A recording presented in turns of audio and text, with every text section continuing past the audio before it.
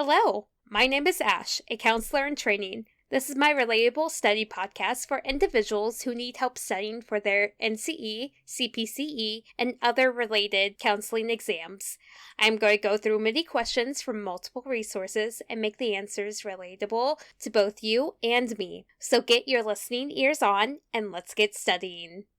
A wealth of research demonstrates that A. Surprisingly enough, African Americans generally request Asian counselors. B. Surprisingly enough, Asians generally request African American counselors. C. In most instances, clients prefer a counselor of the same race and a similar cultural background. D. In most instances, clients prefer a counselor of the same race, yet a different culture.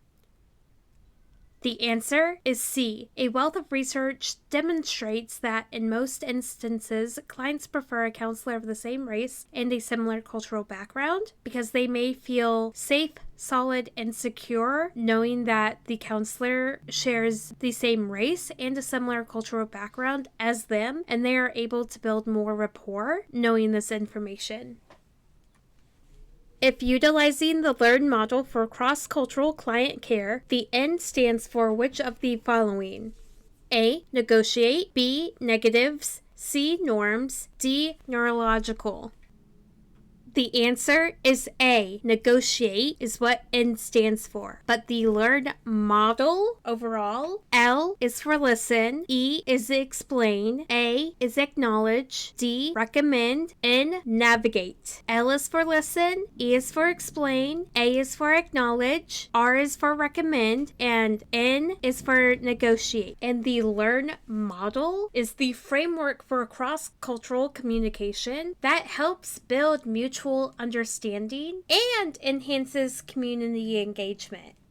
The frustration aggression theory is associated with A. Albert Ellis, B. Robert Hyvenhurst, who created the idea of development task concept, C. Eric Berne, the creator of transactional analysis, D. John Dillard and Neil Miller.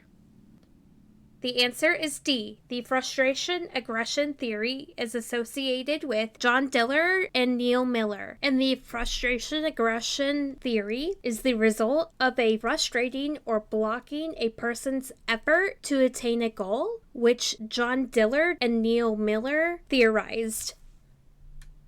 Which theory helps explain prejudice? A. Leadership contingency model. B. Rubin scales. C. Catharsis. D. Social identity theory. The answer is C. Social identity theory helps explain prejudice because prejudice is a societal concept and it is taught through society and is linked to social identity. A popular balance theory in social psychology is blank cognitive dissonance theory. A. Dollard and Millers. B. Kreitz and Rowe. C. Fresteners. D. Holland and Supers.